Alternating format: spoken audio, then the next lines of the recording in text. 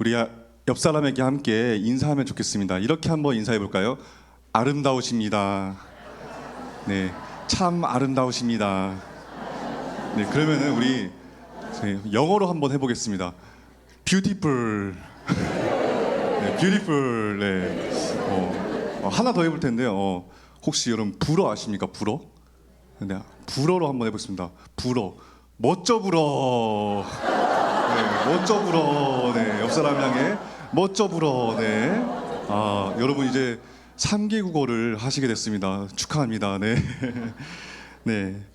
TV 프로그램을 보면은 그 금쪽 같은 내 새끼라는 그 프로그램이 있어요. 잘 아시죠? 거기서 나오는 정말 말을 안 듣는 그 아이가 나와요. 아이가 나와서 막 엄마에게 부모님에게 막 대들고 저 안 할 거예요. 나 안 해. 이렇게 막 대드는 그런 아이가 이제 나오는데 이런 아이들을 보고 금쪽이라고 해요. 말을 지지리도 안 들어도 귀한 자식임을 이렇게 비유하는 말이죠. 방송을 보면 이 자녀들이 말을 잘 안 들을 때 부모님이 하시는 말씀이 있어요. 너 좋은 말 할 때 들어. 이렇게 말을 많이 하죠. 저희 부모님도 제가 항상 말을 안 들으면은 이렇게 손가락질하면서 너 좋은 말 할 때 들어. 이렇게 하셨어요. 자, 그럼 아이들이 어떻게 하죠? 네, 한 번 더 반항해요. 안 해. 막 반항을 해요. 그러다가 이제 셋 동안 너 셋 동안 말 들어 하면서 이제 하나씩 세죠. 하나, 둘까지는 반항을 해요. 근데 셋 하면은 재빠르게 뛰어와서 알겠어요. 이렇게 말을 잘 듣죠. 네.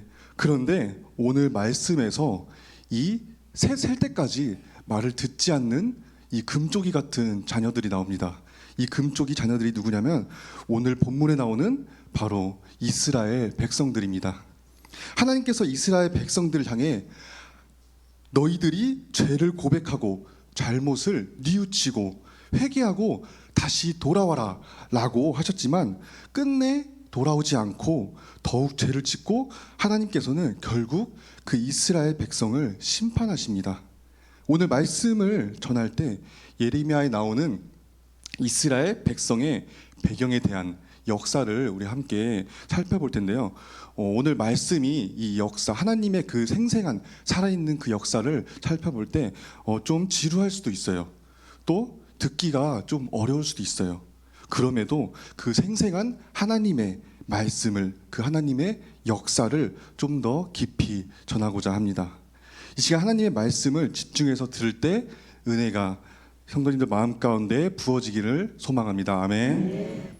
오늘 본문에 나오는 예레미야는 남유다, 그 이스라엘 그 남유다가 멸망하기 직전에 활동했던 선지자였어요. 지도 한번 띄워 주실 수 있나요? 네, 지도 한번 보겠습니다. 이 지도에 보면은 이 예레미야의 전체적인 상황은 아수르, 저 위에 국가, 네, 저 위에 아수르 제국이 있죠. 이 아수르가 패망하고 바벨론이 일어서고, 그리고 그 바벨론을 막기 위해서 애굽이 진군을 해서, 밑에 있는 애굽이 진군을 해서 그 위에 있는 갈그미스라는 그 동네에서 전투를 이제 합니다. 그러다가 바벨론이 승리를 하고 밀고 내려와서 남유다를 1차, 2차, 3차에 걸쳐서 포로로 끌고 가게 되죠.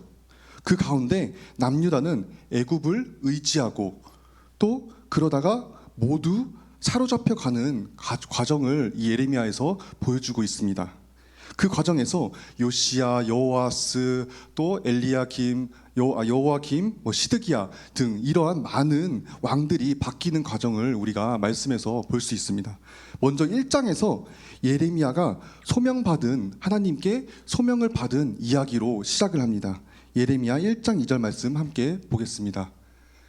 아몬의 아들 유다 왕 요시야가 다스린 지 13년의 여호와의 말씀이 예레미야에게 임하였고. 아멘.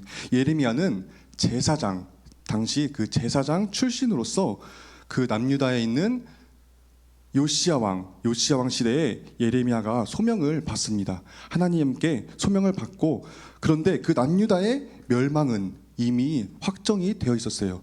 이 예레미야가 하나님께 소명을 받았을 때 그때는 이미 남유다를 멸망할 것이다라는 하나님께서는 그 심판을 확정하셨어요. 스바냐에 보면은 요시야 왕 때 하나님께서 계속해서 진멸하겠다, 그 남유다를 내가 멸하겠다라고 말씀하십니다. 스바냐 1장 1절에서 2절 말씀 보겠습니다. 아몬의 아들 유다 왕 요시야의 시대에 스바냐에게 임한 여호와의 말씀이라. 스바냐는 히스기야의 현손이요 아마랴의 증손이요 그다랴의 손자요 구시의 아들이었더라. 여호와께서 이르시되 내가 땅 위에서 모든 것을 진멸하리라라고 말씀하십니다. 그리고 이 확정된 하나님의 역사와 계속 계획 속, 하나님의 그 계획 속 스토리를 위해서 바벨론을 일으켜 바벨론을 통해 심판하실 것을 말씀하십니다. 이 바벨론은 요시야 남유다의 왕 요시야 왕이 13년 뒤에, 그 요시야 왕이 된 지 13년 뒤에 이 바벨론이 일어나게 됩니다. 이 날은 당시에 아까 봤던 그 아수르의 군주 오스날랍이라는 아수르의 그 군주 오스날랍이 사망한 날이었어요.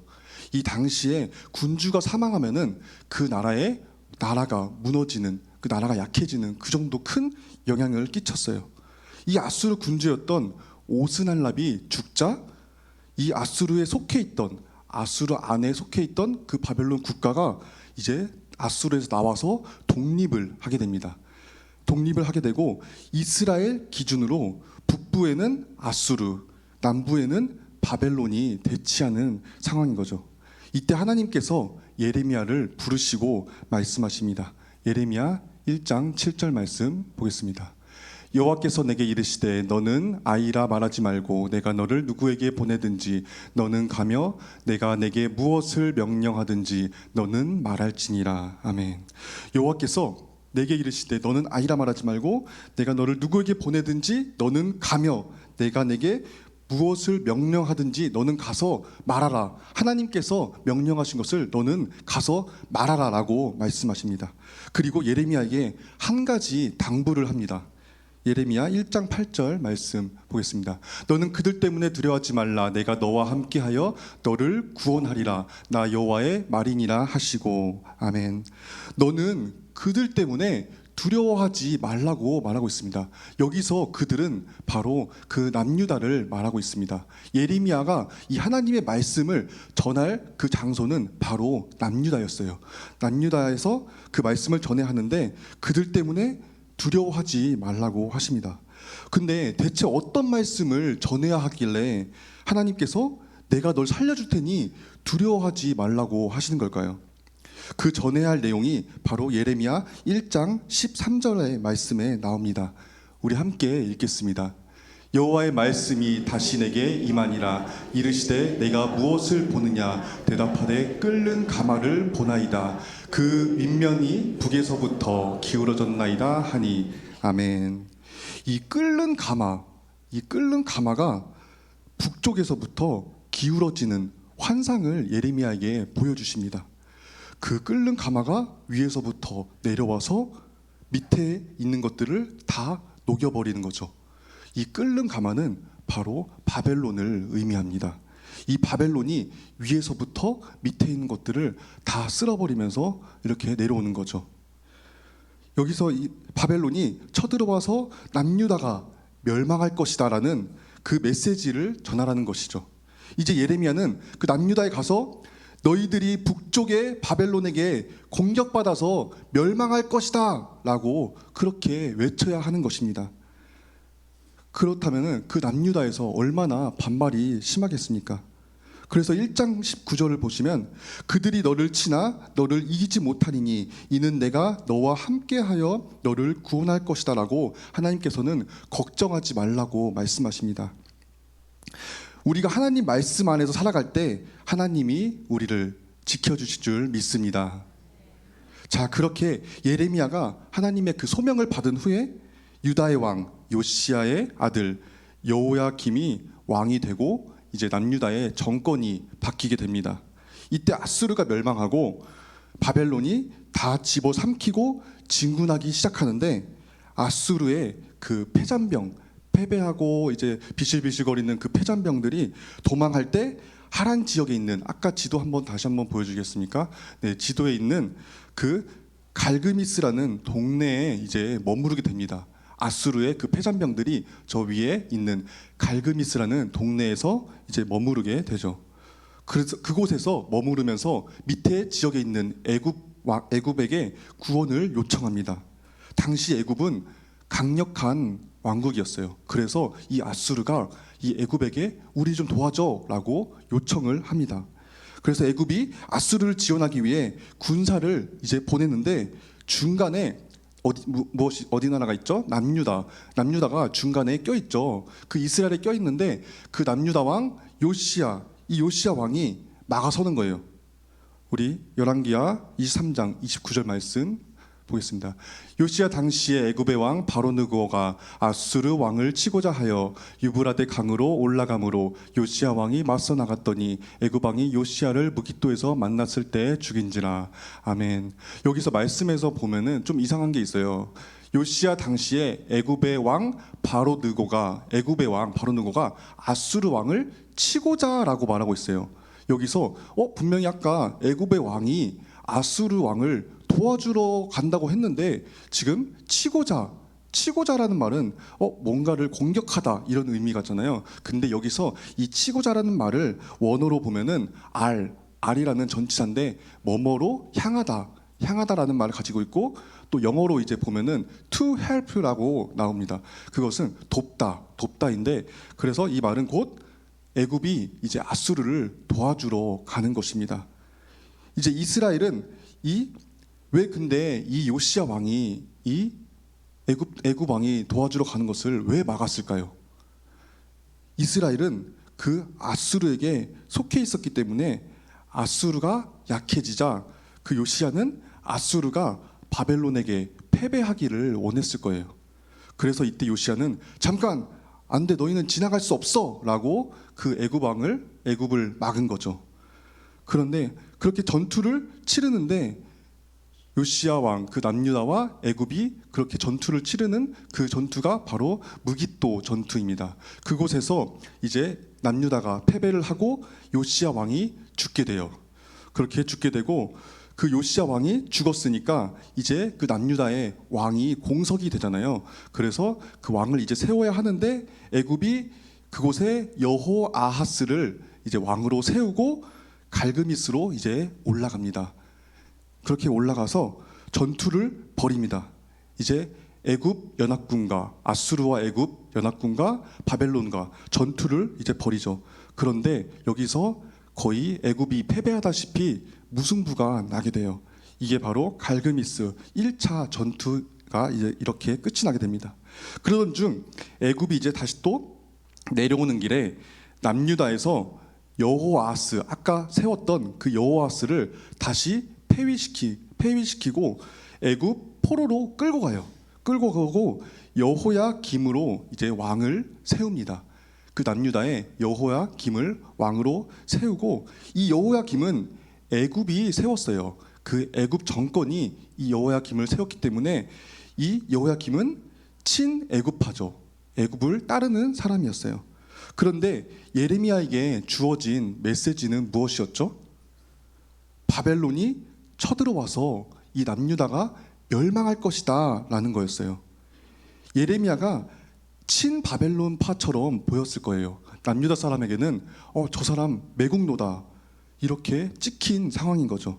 이런 상태에서 하나님이 예레미야에게 무슨 말씀을 전하라고 하시냐면, 예루살렘 성전에 예배드리고 제사를 드리러 가는 사람에게 가가지고 예배당 문 앞에 서서 1인 시위를 하라고 하는 겁니다. 하나님께서 예레미야에게 너가 가서 그 남유다의 예루살렘 그 성전 입구에 가서 1인 시위를 해라 라고 말씀하십니다. 예레미야 26장 6절 말씀 보겠습니다.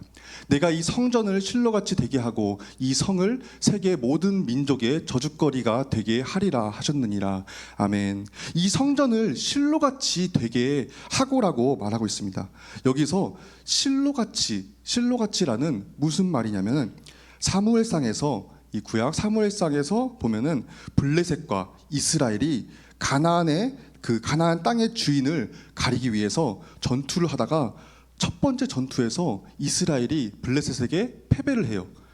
그 패배를 하니까 이스라엘이 이제 꾀를 부리는 거예요. 어떻게 해야 우리가 저 블레셋을 이길 수 있을까? 그 꾀를 부리는데 그 방법이 뭐냐면은 바로 실로에 있는 그 성소, 하나님이 임재하시는 그 실로에 있는 법궤, 하나님의 그 법궤를 가지고 와요. 저 법궤를 우리 전쟁터에 가지고 오면은 우리가 승리할 수 있을 것이다. 하나님이 우리와 함께 하셔서 그 법궤가 있으면은 우리가 이길 수 있을 것이다. 라는 그러한 믿음을 가지고 그 법궤를 전쟁터로 가지고 오는 거예요. 사무엘상 4장 3절 말씀 한번 보겠습니다. 백성이 진영으로 돌아오매 이스라엘 장로들이 이르되 여호와께서 어찌하여 우리에게 오늘 블레셋 사람들 앞에 패하게 하셨는고 여호와의 언약궤를 실로에서 우리에게로 가져다가 우리 중에 있게 하여 그것으로 우리를 우리 원수들의 손에서 구원하게 하자 하니. 아멘. 당시 법궤는 이 실로에 있는 하나님의 성막 안에 있는 지성소라는 곳에 있었습니다. 그 지성소는 거룩한 곳으로 구별되어 아무나 들어갈 수 없었으며 1년에 한 번씩 대제사장들만 들어갈 공간인데 거기에 있는 법궤를 자기네들 그 싸우는 곳에 가져다 놓고 싸우면 이길 것이라는 생각을 한 것입니다. 이러한 이스라엘의 행동은 법궤를, 그 하나님의 법궤를 우상화시킨 것입니다. 그렇게 결국 행했고 이스라엘은 결국 패배를 합니다. 그냥 패배한 게 아니라 블레셋에게 살육을 당하여 거의 3만 명, 약 3만 명이 죽는 그러한 대참사가 일어납니다. 사무엘상 4장 10절 말씀 보겠습니다. 블레셋 사람들이 쳤더니 이스라엘이 패하여 각기 장막으로 도망하였고 살육이 심히 커서 이스라엘 보병이 엎드러진 자가 3만 명이었으며 이렇게 대참사를 당하게 됩니다. 그렇게 이 일 이후로 실로에서 예배를 드렸다는 기록이 전혀 나오지 않습니다. 이들의 잘못은 하나님을 나의 왕으로서 온전하게 믿지 아니하고 수단화시키고 마치 부적처럼 나의 안전을 지키는 그 내 소원을 이뤄주는 존재로 여긴 것이었습니다. 하나님을 의지하지 않고 법궤라는 그 우상을 세운 것입니다. 다시 본문으로 돌아가서 예레미야가 예루살렘 성전 입구에서 이 성전을 실로같이 되게 한다는 말은 이 예루살렘을 실로처럼, 그 실로 당시처럼 만들겠다는 것입니다.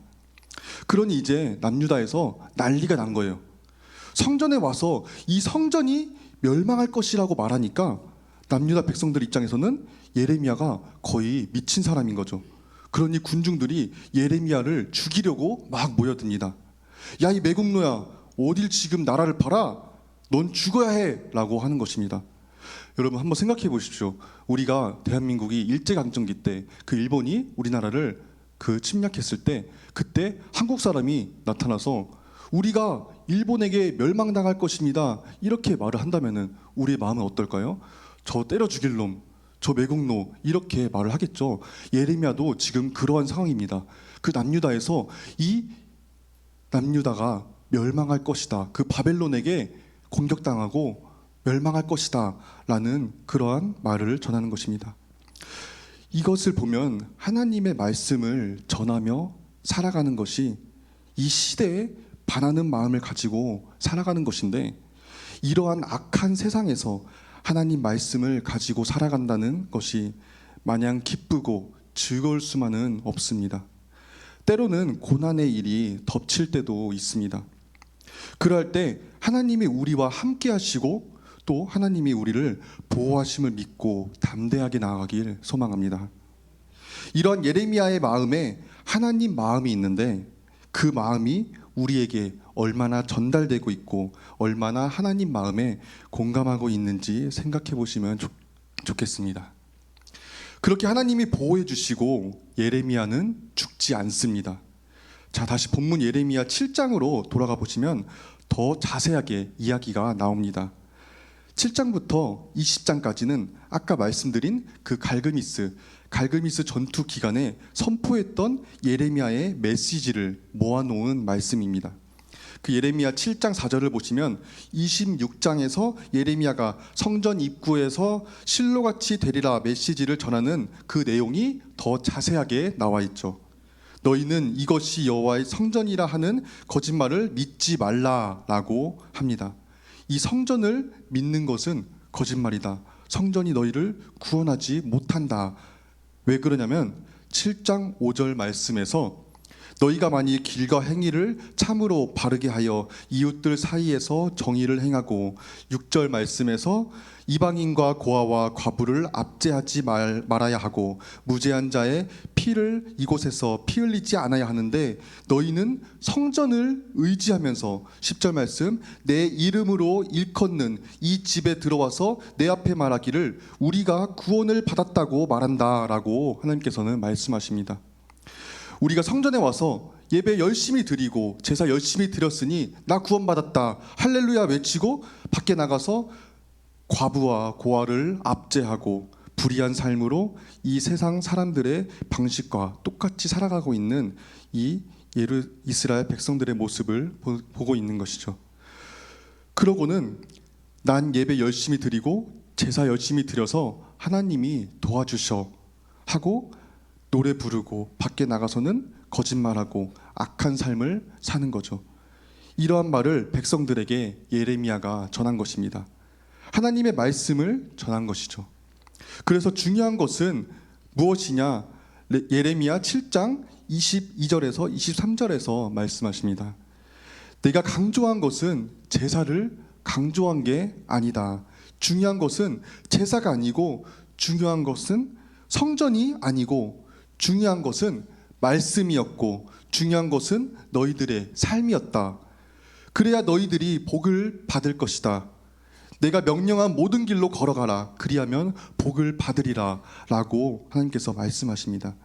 하나님의 말씀을 믿고 그 말씀에 합당한 삶을 살아야 하는 것입니다. 복을 받는 길은 내가 열심히 제사 지낸다고 열심히 짐승의 기름과 피를 바친다고 하나님이 기뻐하시는 게 아니라 너희가 복 받는 길은 내 말씀을 지키라는 게 복을 받는 길이라고 말했습니다. 그렇게 하나님께서는 말씀하신 것입니다. 그리고 하나님께서는 이렇게 말씀하십니다. 예레미야 9장 24절 말씀 함께 읽겠습니다. 자랑하는 자는 이것으로 자랑할지니 곧 명철하여 나를 아는 것과 나 여호와는 사랑과 정의와 공의를 땅에 행하는 자인 줄 깨닫는 것이라. 나는 이 일을 기뻐하노라. 여호와의 말씀이니라. 아멘. 하나님 그분은 사랑과 정의와 공의를 이 땅에 행하는 자이다. 나는 이 일을 기뻐하노라 라고 말씀하십니다. 하나님께서는 우리가 그분을 알고 또 사랑하고 정의와 공의를 행할 때 기뻐하신다고 말하십니다. 우리 인간의 죄악은 사라지지 않고 여전히 남아서 우리를 괴롭힙니다. 하지만 하나님께서는 우리를 너무나도 사랑하셔서 여전히 이렇게 죄악 가운데 있는 우리에게 자신의 아들 예수 그리스도를 보내주셔서 우리를 구원하셨습니다. 죄악 가운데 있을지라도 회개하고 용서를 구하며 다시 돌이킬 수 있는 은혜를 주셨습니다. 이 예레미야의 말씀을 보면 하나님이 이스라엘을 향한 심판과 멸망으로 보일 수 있지만 사실은 하나님의 그 크고 놀라운 사랑이 담겨 있습니다. 하나님은 이스라엘을 사랑하시고 그들을 다시 돌이키게 하시고 회복시키기 위함이었습니다. 예레미야를 통해서 너희들이 바벨론에게 멸망하고 포로로 끌려가지만 다시 돌아올 것이다 라고 말씀하십니다. 예레미야 30장 3절 말씀 함께 보겠습니다.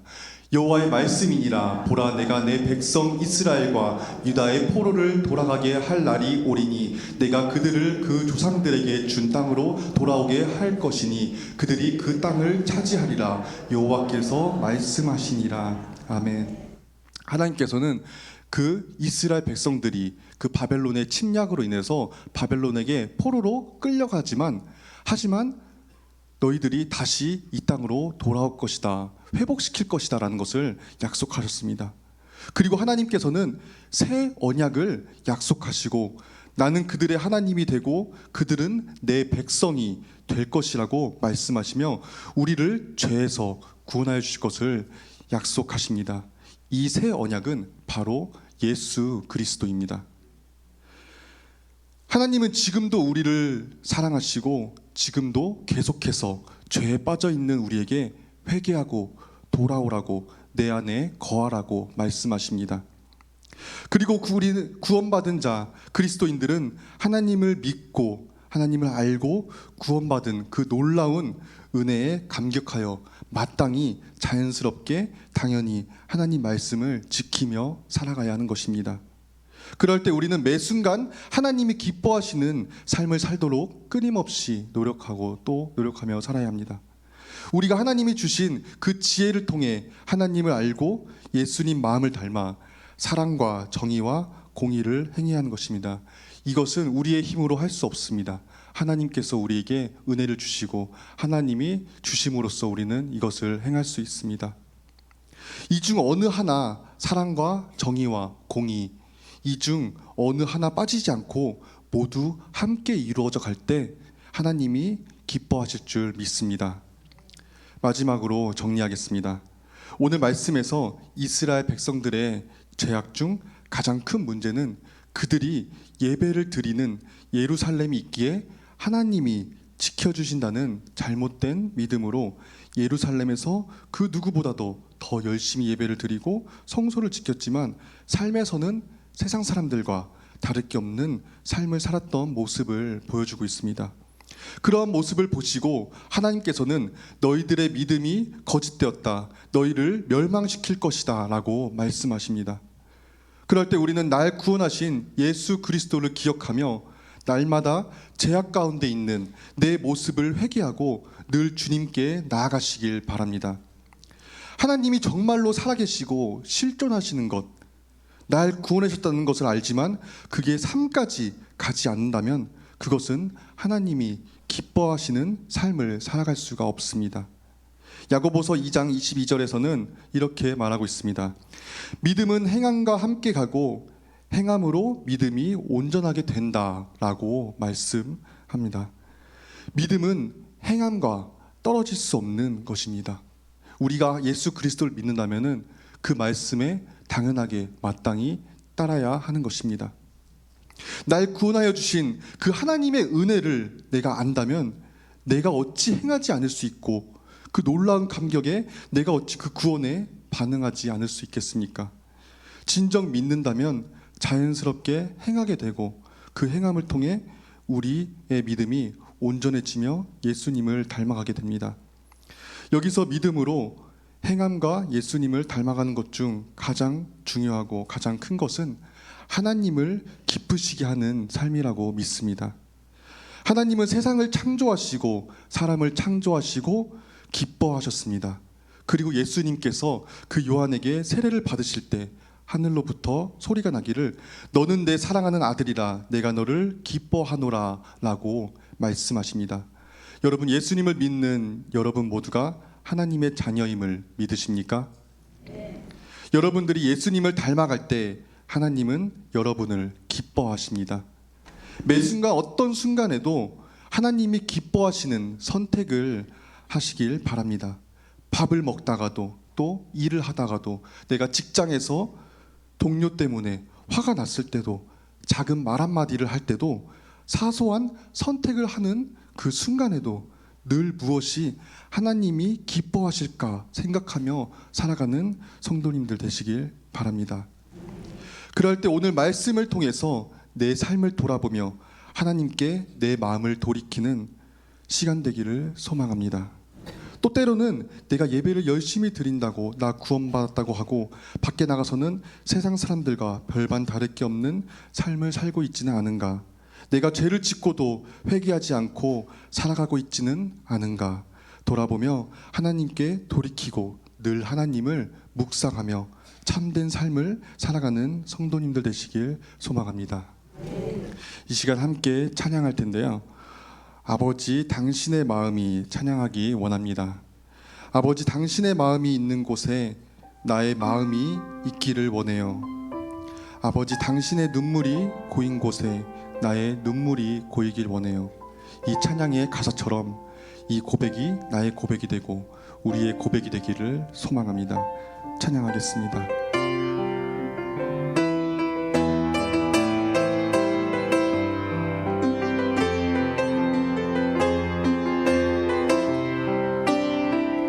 아버지, 당신의 마음이 있는 곳에 나의 마음이 있기를 원해요. 아버지, 당신의 눈물이 고인 곳에 나의 눈물이 고이길 원해요.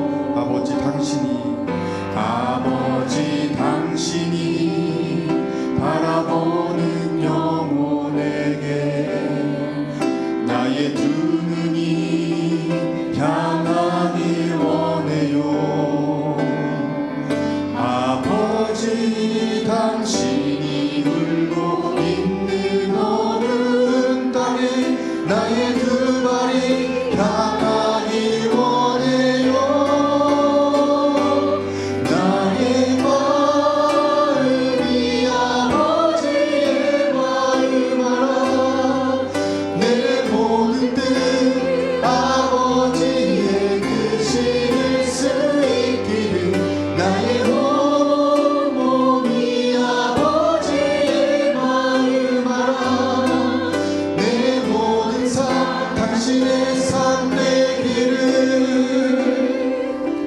시간 함께 기도하실 때 하나님께서는 계속해서 회개하고 돌아오라고 하셨습니다. 하지만 그 이스라엘 백성들은 계속해서 죄를 지었고 결국 하나님은 그들을 심판하셨습니다. 하지만 그럼에도 하나님께서는 그들을 사랑하셔서 회복시킬 것을 약속하셨고 이후에 새 언약을 세우시며 자신의 아들 예수 그리스도를 이 땅에 보내주시고 우리를 구원하셨습니다. 이 시간 내가 이스라엘 백성들과 같은 삶을 살았다면 주님께 내려놓고 회개하며 나가기 원합니다. 주님, 지금껏 내가 교회 다닌다고 예배 열심히 드렸다고 주님 믿는다고 했지만 삶에서는 하나님께 수많은 죄를 짓고도 회개하지 않고 마음을 돌이키지 않았습니다. 주님, 그동안 나의 삶을 용서하여 주시고 이제는 날마다 주님께 회개하며 나아가기 원합니다. 그럴 때 나의 마음이 하나님의 마음을 닮아 하나님이 기뻐하시는 삶을 살도록 은혜 달라고 이 시간 함께 주여 한번 부르짖으며 기도하겠습니다. 주여, 사랑이 많으신 하나님, 주님께서 말씀하신 것처럼 우리에게 늘 돌아와라, 너희들이 회개하고 내게 돌아와라 하신 그 말씀을 듣습니다. 정말 때로는 우리가 삶에서 그 세상과 다를 바 없는 삶을 살았음을 고백합니다. 그런 우리들의 죄악들을 모두 다 주님 앞에 내려놓고 이제는 온전히 하나님이 기뻐하시는 삶을 살아가기 원합니다. 그럴 때 주님의 은혜가 필요합니다. 내 힘으로는 할 수 없습니다. 오직 주님께서 그 은혜를 주심으로 그 하나님을 알고 그 하나님을 믿고 그 하나님 말씀 안에 살아갈 수 있음을 고백합니다. 주님께서 은혜를 더해주시고 주님께서 함께하여 주옵소서. 우리 마음 가운데 주님의 감동으로 말미암아 주님을 더 사랑하고 주님을 닮아가며 주님 안에서 거하는 주님 말씀 따라 살아가는 삶을 살아갈 수 있도록 주님 은혜를 더하여 주옵소서. 날마다 회개하며 날마다 우리의 죄악을 주님 앞에 내어놓고 나갑니다. 그럴 때 주님 함께하여 주옵시고 날마다 주님 하나님 말씀 안에 살아갈 때 하나님께서 주님 지켜 보호하여 주시옵소서. 사랑이 많으신 하나님, 오늘 주님의 말씀을 듣게 하여 주심에 감사합니다. 이 예배를 허락하여 주시고 모든 예배를 주관하여 주심을 감사합니다.